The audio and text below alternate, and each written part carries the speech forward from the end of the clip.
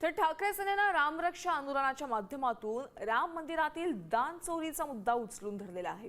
मात्र याच आंदोलनातून उद्धव ठाकरेंचा बदललेला पेहराव आणि त्यांची हिंदुत्वाची भूमिका अधोरेखित झाली आहे। त्यामुळे उद्धव ठाकरे पुन्हा एकदा हिंदुत्वाच्या वाटेवर असल्याची चर्चा आहे। पाहूयात यावरचा हा स्पेशल रिपोर्ट।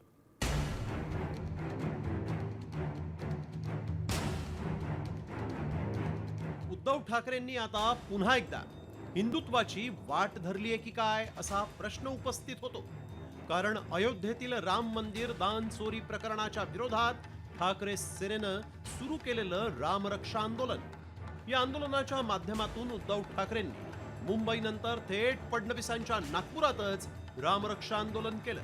आम्हाला रामाचं रक्षण करता येतं असं ठणकावणाऱ्या ठाकरेंच्या पेहरावातूनही त्यांची भूमिका ठसठशीतपणे समोर आली। नागपूरमध्ये भगवा कुर्ता घातलेल्या उद्धव ठाकरेंसोबत भगवी टोपी घालून आदित्य ठाकरेही उपस्थित होते। जाहीर सभा असो, महत्वाचे दौरे असो, धार्मिक विधी किंवा शिवसेनेचा वर्धापन दिन, उद्धव ठाकरे हातात शिवबंधनाच्या ऐवजी रुद्राक्षाची माळ आणि भगवा कुर्ता घालून व्यासपीठावर येताना दिसतात। 22 जानेवारी 2024 अयोध्येत राम मंदिराचा प्राणप्रतिष्ठा सोहळा सुरू असताना उद्धव ठाकरेंनी नाशिकमध्ये भगवा कुर्ता आणि गळ्यात हातात रुद्राक्ष घालून महाआरती केली। 19 नोव्हेंबर 2024 ठाकरे कुटुंबीय तुळजाभवानीच्या दर्शनाला गेलेले, तेव्हा देखील उद्धव ठाकरेंनी गळ्यात रुद्राक्षाची माळ घातली होती। तर रश्मी ठाकरे भगव्या साडीमध्ये दर्शनाला पोहोचल्या होत्या।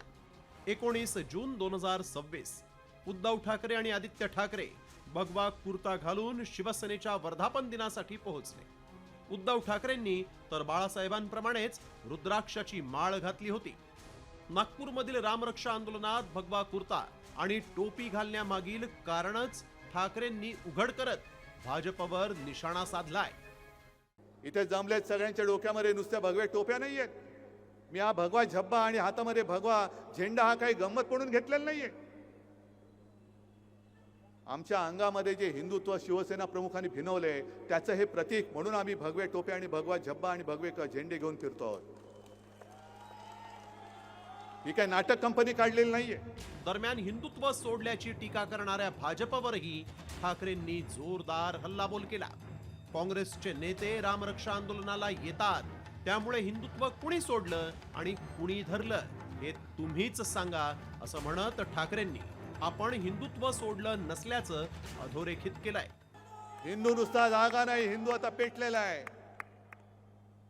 आज आम्ही सगळ्यांना आमंत्रण दिले होते।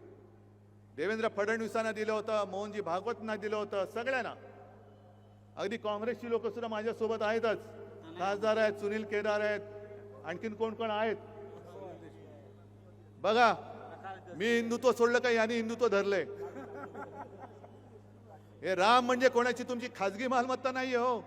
खरं तर उद्धव ठाकरेंनी 2019 साली भाजपला सोडचिठ्ठी देत काँग्रेस राष्ट्रवादी सोबत नवी युती केली। तेव्हापासून उद्धव ठाकरेंच्या हिंदुत्वाच्या भूमिकेवर भाजपसह स्वपक्षातील नेत्यांनी आक्षेप घेतला होता।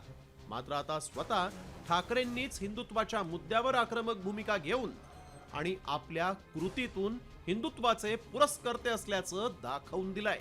त्यामुळे राजकारणात यश मिळवण्यासाठी उद्धव ठाकरे यापुढेही हिंदुत्वाची कास धरून वाटचाल करणार हे निश्चित आहे। ब्युरो रिपोर्ट, साम टीव्ही न्यूज। साम टीव्ही मला बघायला आवडतो, कारण त्यावर दाखवल्या जाणाऱ्या बातम्या रिलेट करतात।